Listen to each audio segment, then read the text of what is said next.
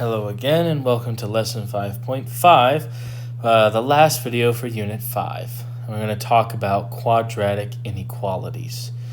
Now we've visited inequalities before when we talked about absolute value. So they're going to come back here and it's really all the same stuff as we did before, but now we're just tacking on the context of quadratics. So we're sort of synthesizing some of the information we've learned in Unit 2 with quadratics and factoring and solving them. So I've written 3 things up here at the top just to detail a few of the uses of quadratic inequalities. So the first use, I would say, is defining a reasonable domain for a real-world context, right? So, think about our parabolas, right? Every time you got one of these. When I draw my parabolas, a lot of time they look like this, right? Where you have the starting point. Maybe this is a guy jumping off a building and falling, and living, pulling his parachute, or maybe there's a nice safety mattress, right? Maybe it's a stunt man that jumps off and falls that peacefully, right? Now, if you think about this, right, you think about the graph I drew, the parabola doesn't look like this, right? It's limited to this region.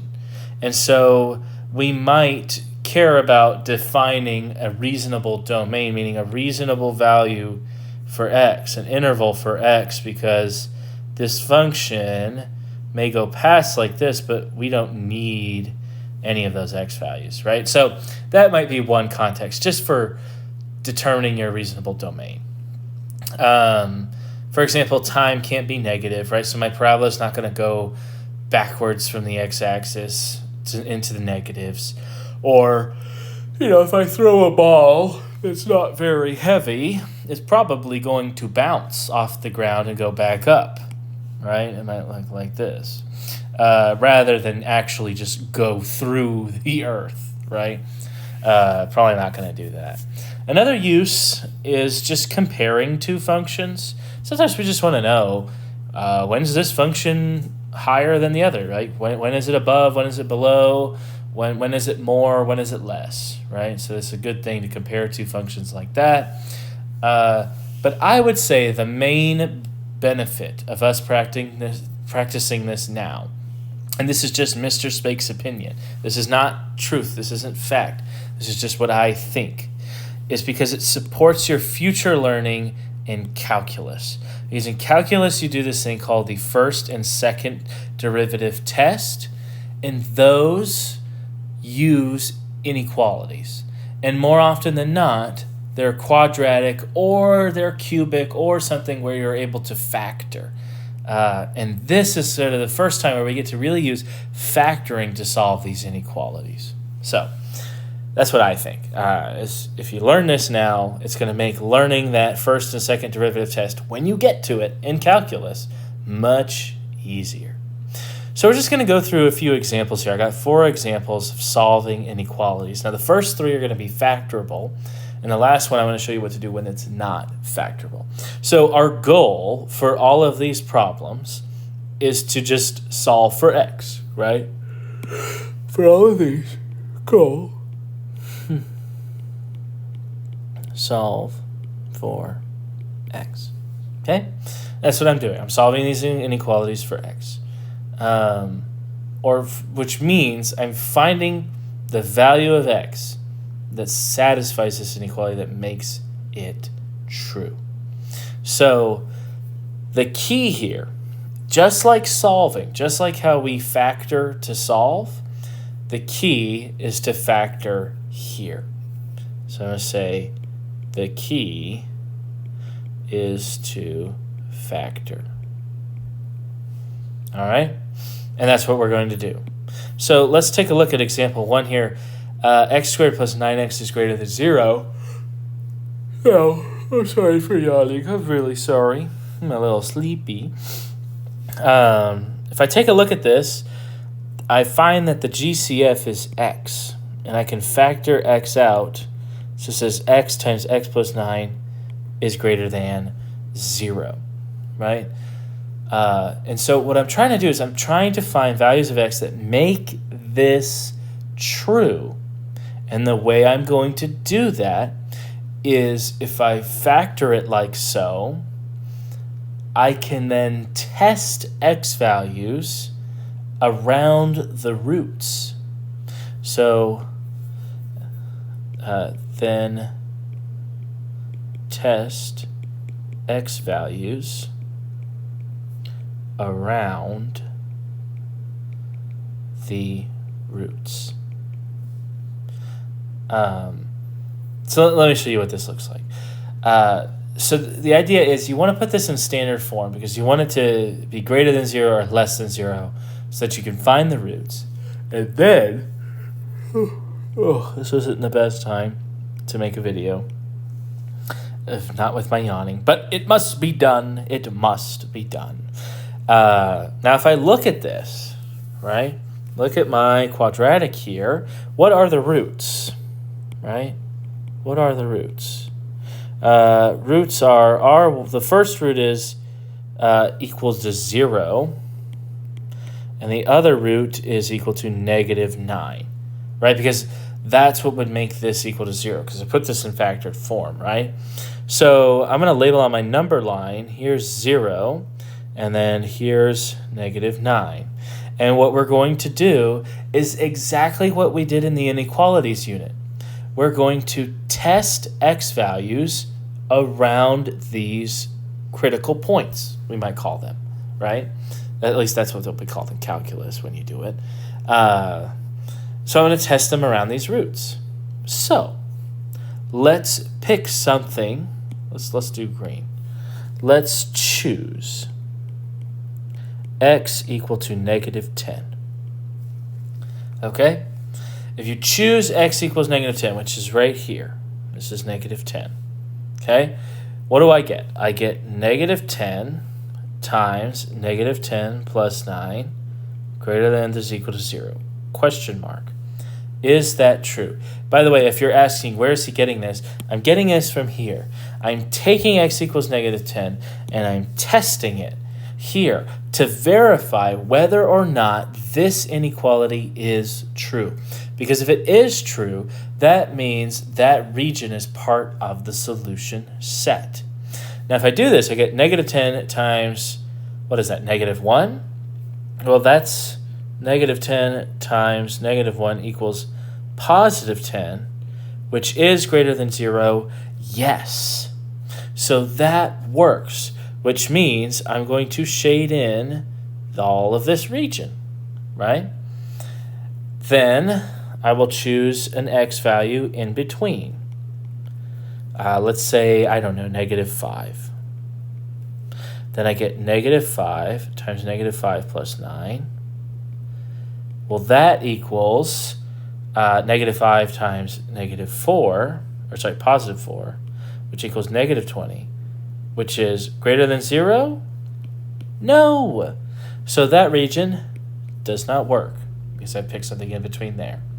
And then lastly, I'm going to say choose x equals 1. And so then I'll say 1 times 1 plus 9 is like 1 times 10, which equals 10, which greater than 0? Yes, which means this works. Okay? So here, let's say that's -5. Let's say that's 1. Okay, now you might be saying, wait, what is Mr. Spig doing? We did this in the absolute value unit, which is why I'm not really talking about it so much about this process, because I'm hoping you remember. If you need to ask me questions in class or something about this to really go over it again, please do so. Come see me during Raider time. But I don't want to explain too much of what's going on here because we've already covered it. What I'm doing is the roots, right? If you think about this, let me explain this conceptually. I'm going to just go to another. Let's just go to this page. Let's say I got a parabola, right? And I've got a parabola like this pointing down. And I'm going to call this parabola f. And I ask myself, when is f greater than 0, right? When is that greater than 0? Well, 0 is this x-axis, right? The x-axis is a height of y equals 0. So you know that this graph is above 0 from here to here, right? It's above the graph in this region right here because it's above 0. Well, those are the roots, right? You can think the roots are the boundary point. They're at 0. So they're the boundary between positive and negative. So whenever I'm trying to find an inequality with this greater than or less than business, right? If I find out where it's 0, or I find out where the roots are, the x-intercepts, then I can sort of verify this inequality and see whether it's above or below or whatever. Okay? So that's kind of what's going on.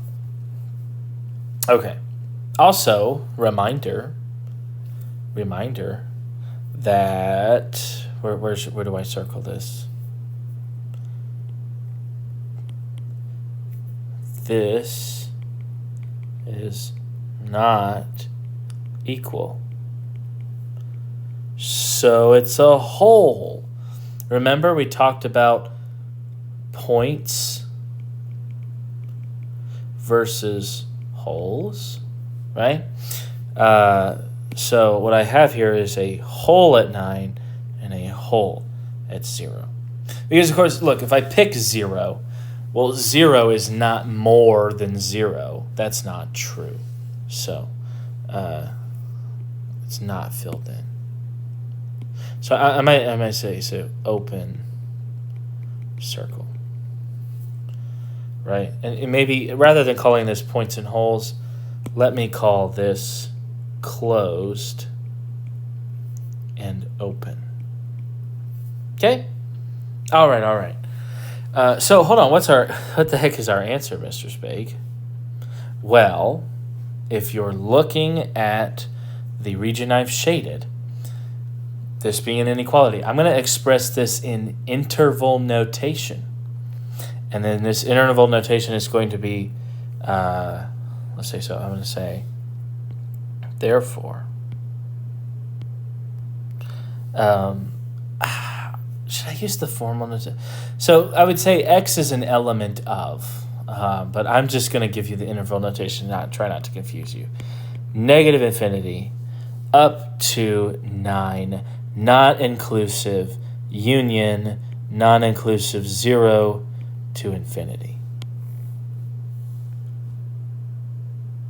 Yes. We've covered this, right? But it's coming back.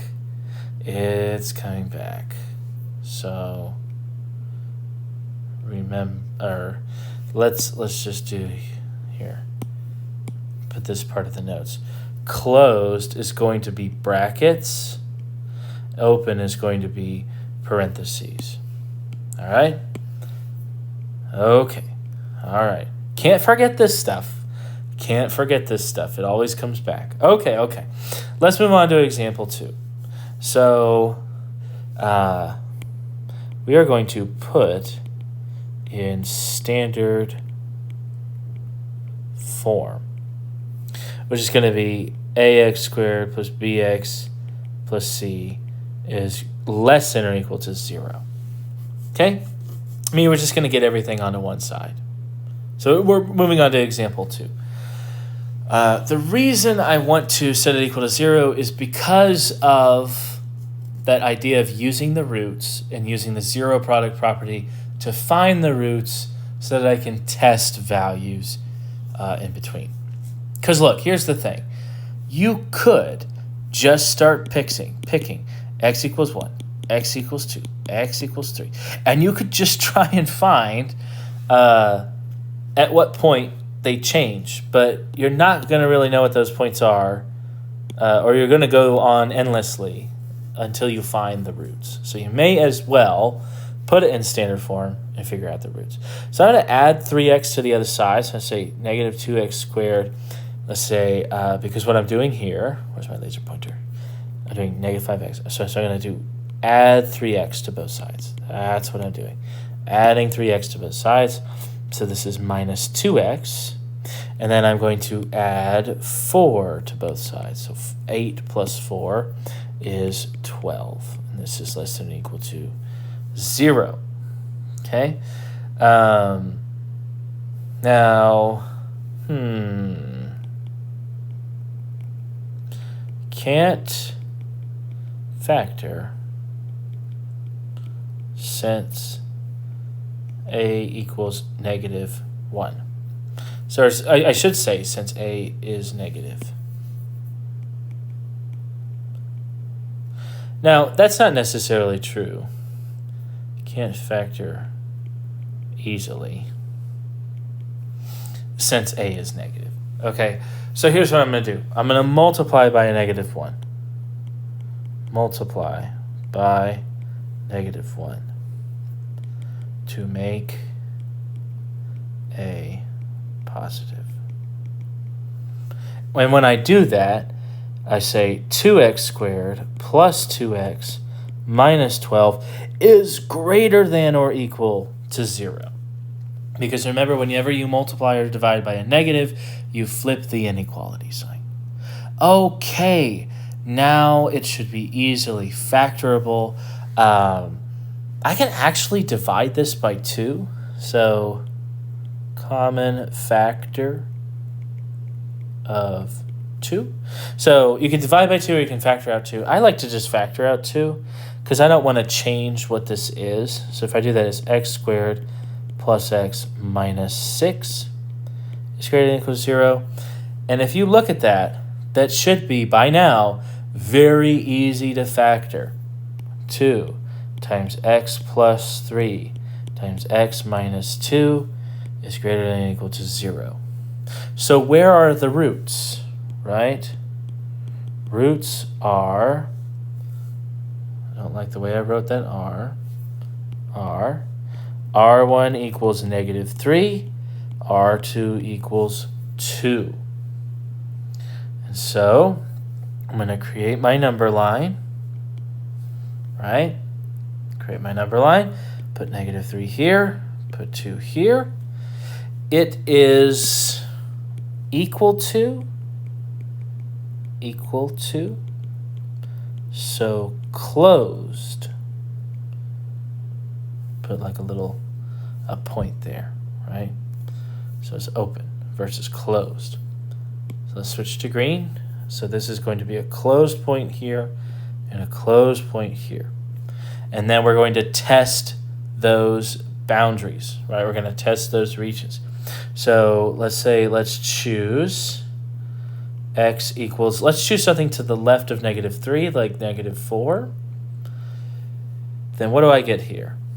I get 2 times negative 4 plus 3 times negative 4 minus 2 is greater than or equal to 0. Well, let's see, that's 2 times negative 1 times negative 6. And that equals positive 12, which, yes, is greater than or equal to 0. So that means when I pick negative 4 over here, that region's going to work to the left of negative 3. Now, look, because I know that, and because this is a very basic quadratic, let's see, this quadratic's like what, pointing down? Or in this case, since I got everything on one side, it's pointing up. It's going to look like this, right? Something like that, where this is going to be negative 3, and this is going to be positive 2. So if it's more than 0 up here, it's going to be more than 0 up here. So really, already, I know that this is going to work, the region in between is not going to work, and then this region is going to work. So I'm already going to do it. I'm going to just say, therefore, my solution set is from negative infinity up to negative 4 bracket, because it's included. Oh, sorry, negative 3 bracket, because it's included. Try that. Union bracket to infinity. in parentheses. All right. I don't like that parenthesis. There it goes. No, I still hate it. I still hate it. That'll do. Okay. That's a better parenthesis. Okay. Now look, I'll still choose some stuff, okay? Let's choose x equals 0. Then I get 2 times 0 plus 3 times 0 minus 2. Look, that's 3 times negative 2 is negative 6, so that's negative 12. Greater than or equal to 0? No. And then if I choose x equals, let's say 3, then I get 2 times 3 plus 3 times 3 minus 2. That's 2 times 6 times 1, which equals 12, which is greater than or equal to 0. Check, which means that's going to work as well. And ta-da, that is completely verified because I chose 3 points. But because quadratics are so simple like this, you really only have to test one region, and then you can just flip-flop, right? You can just flip in between and so forth. So, yeah. So, look, see how it's... Right? All of this is above, where that's negative 3 and that's 2. Okay. Okay? All right. I like it. I like it. Let's go do a couple more examples and then we'll be done. All right?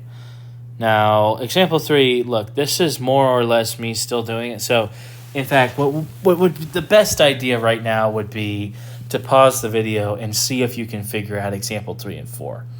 Because at this point, I've shown you everything you really need to know.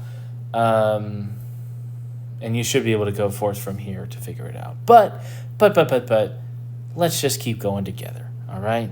If you want to try it on your own, you can. Or if you want to stick around and see more examples, you're welcome to do that. Okay. So in this example, I'm going to compare two functions. So I'm given this function f equals x squared plus 3x minus 5. And then I'm given the function g of x equals x plus 3. I want to find the interval for x satisfying the inequality g of x is greater than or equal to f of x. Well, all this is example 2. Look, example 2, here's a function, there's an inequality in between them. That's all example 3 is as well. It's just written differently, right? So what I'm going to do is say x plus 3 is g of x, which is greater than or equal to f of x, which is x squared plus 3x minus 5. Now I'll put this into standard form. So I'll subtract x from both sides and subtract 3 from both sides. So it's 0 is greater than or equal to x squared plus 2x minus 8. Okay? And I can factor this. Look, I'm gonna factor this.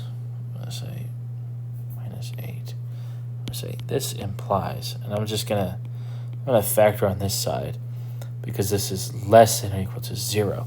I'm flipping this because I want this on the left side, okay? It's not a big deal. X plus 4 and x minus 2. Wow, look at that. Easily factorable. So my roots are r1 equals negative 4 and r2 equals 2. So I'm going to make my little number line. By the way, is it going to be brackets or parentheses? It's going to be holes or quotes. Equal to. So closed. All right. So I'm going to put my roots here at negative 4 and 2, and those are closed.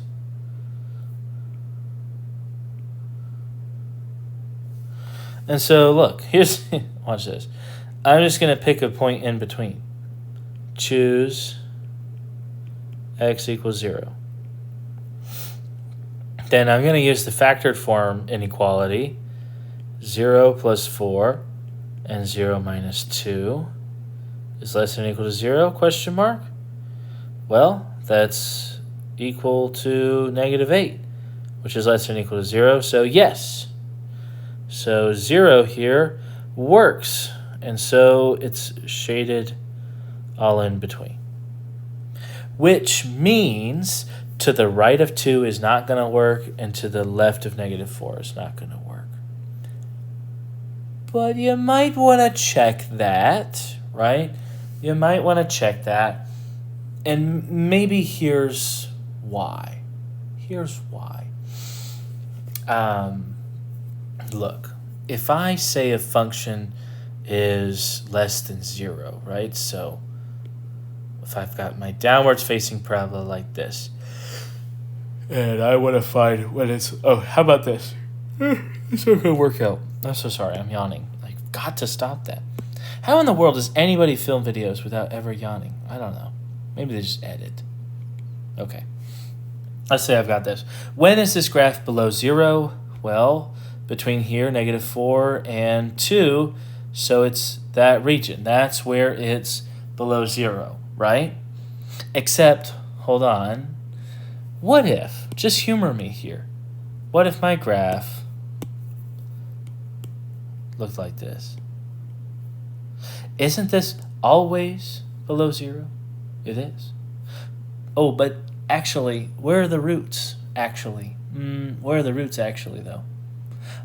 Looks like they're imaginary. So you wouldn't actually be able to find the roots by factoring. And so you might have to be careful there. So let's be careful and choose more x values. Let's say choose x equals 3. Then I've got 3 plus 4 times 3 minus 2.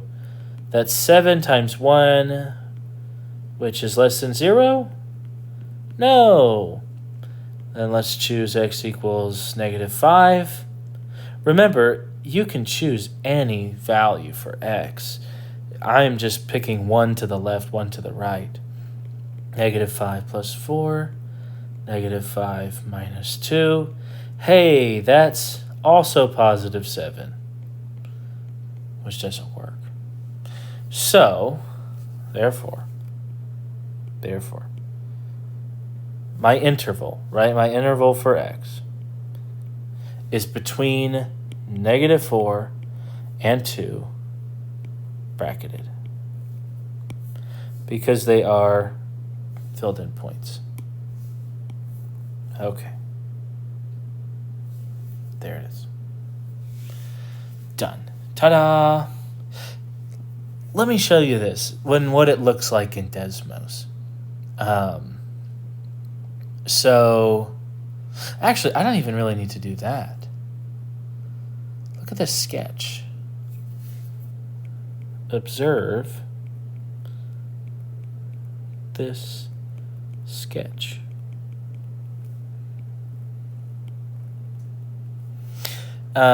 So if I do x plus 3, that's like saying a slope of 1 through a y-intercept of 3. So I have a line like that, and then I have a parabola with roots. Let's see, it's a downward facing parabola with roots at 1, 2, 3, 4, and 1, 2, and so it's going to be something, I don't know, looking like this, right? And so I'm asking, where is the function greater, right? Where is my linear equation greater? It's greater in this region, right? Between negative 4 and 2. The line is above the parabola between this region for x. Isn't that something? Isn't that something? Look at that. That's visually what that means. This function, the line, g of x, the line, is above the parabola between -4 and 2. But outside of that region, the parabola is bigger. Okay? That's what that means. And you can see this. Let's see an accurate picture with Desmos. What was it? X squared plus 3x minus 5? Was that? No. Wait, really?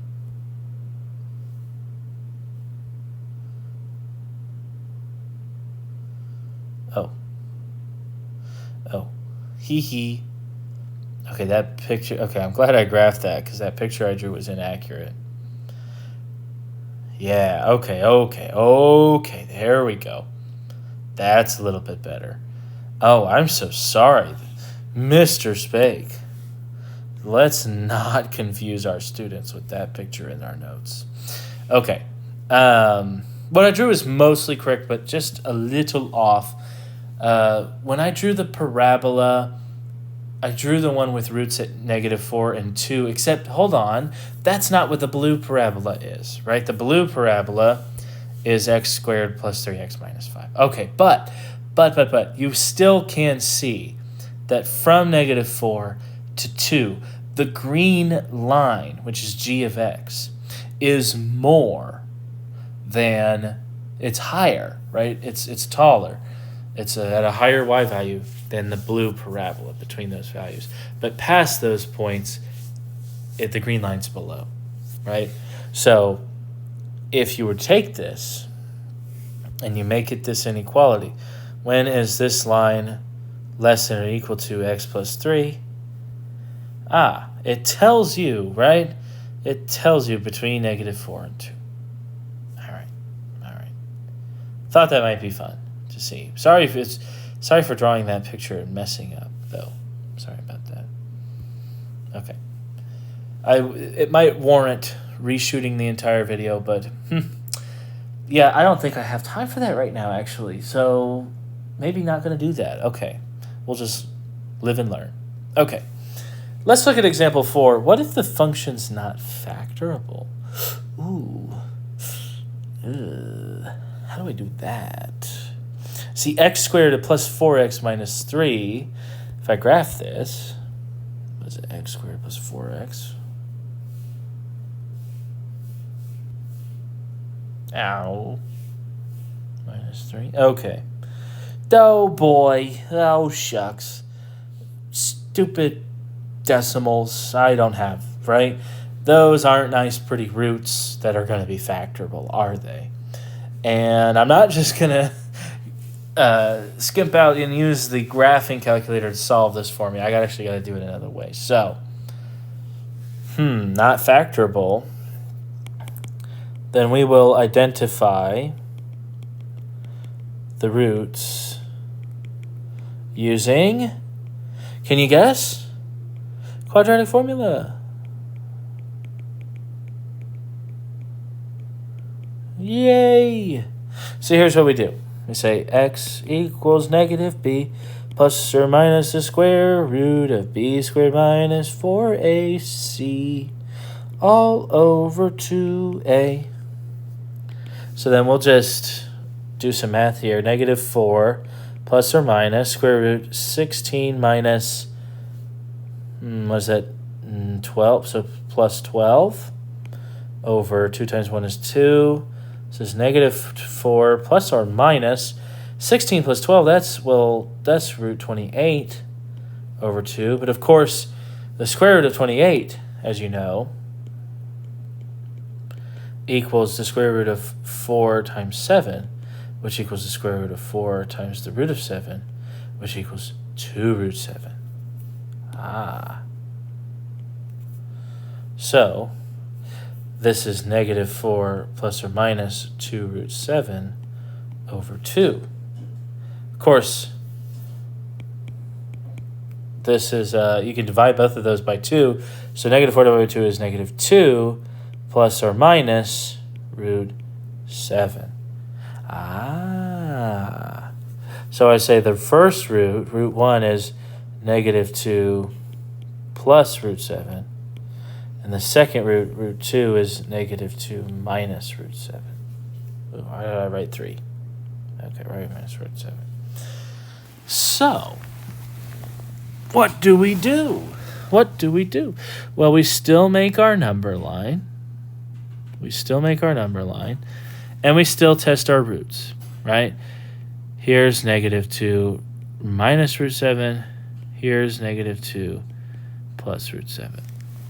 Now look, I don't know what negative 2 minus root 7 is, but.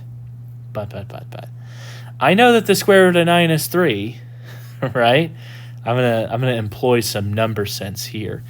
Now I'm not gonna keep this as part of the notes, but I do know that the square root of 9 equals 3. So the square root of 7 must be less than the square root of 9, which means the square root of 7 is less than 3. Okay? I also know that the square root of 4 is 2, but the square root of 4 must be less than the square root of 7. So the square root of 7 must be in between 2 and 3. I don't know what the heck it is, but it's in between 2 and 3. Now, look, you could just use a calculator. You could say, hey, calculator, root 7 is 2.6. Haha, look at that. It's in between 2 and 3. But if you were taking a fancy exam that had no calculator, how would you reason this, right? How might you reason this? You don't have to be able to do this, and I'm not going to ask you this on our test. But it's an interesting skill. It's a useful skill that utilizes number sense. Figuring out that root 7 is between 2 and 3. So what should I test, right? What values could I test in these regions? Well, let's just test something more than 3, right? If 7's between 2 and 3, let's just pick something more than that, more than 3, because that's going to be past that point. So what I'll do is I'll do, let's say, 3 more than negative 2. So I'll choose x equals negative 2 plus 3 is 1. Because I know 1 is going to be to the right over here. Okay? Now if I choose 1 over here, then I'll just reevaluate the original expression. It's not factorable, but that's fine. I can still just reevaluate 1 squared plus 4 times 1 minus 3 equals, let's see, that's 1 plus 4 is 5 minus 3 is 2. Is that greater than 0? Yes. So then this region checks out. This region works. And by the way, it's going to be a hole because not equal. Not equal. So open circle. Okay. And then by doing that, I know that this region probably isn't going to work. And so my graph's going to look like this. But of course, you can still check, right? Let me choose x equals 0.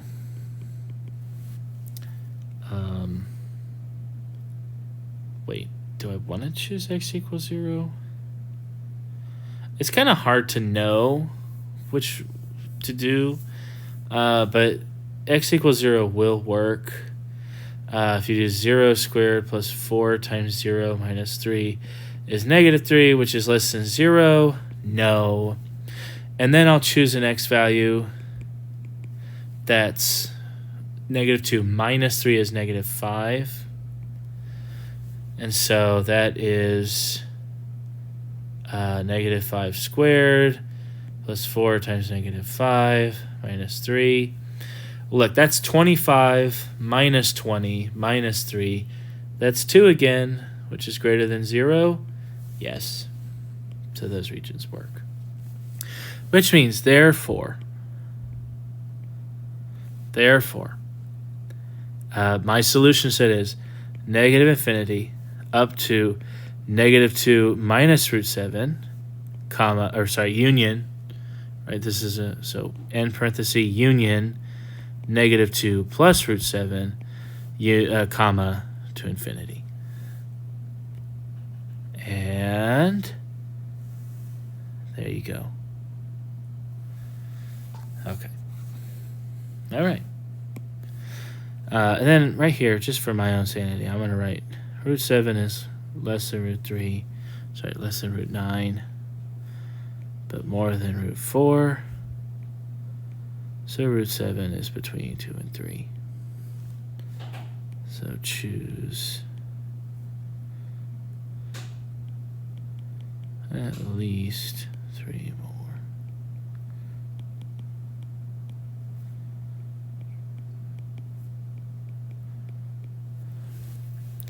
Okay. And there you have it. Okay. There it is. Okay. And then just to show you, -2 plus root 7 is that point, and -2 minus root 7 is that point, so it works. Okay. The function is greater than 0 in that interval. -infinity up to -2 minus root 7, union, -2 plus root 7 to infinity. And there it is. Okay, there it is. I keep saying there it is, but there it is. So have fun. Enjoy this. Enjoy that this was the last video for Unit 5. And this was a good one. I really like this. This was a good one. Okay, I'm done. I'll see you around.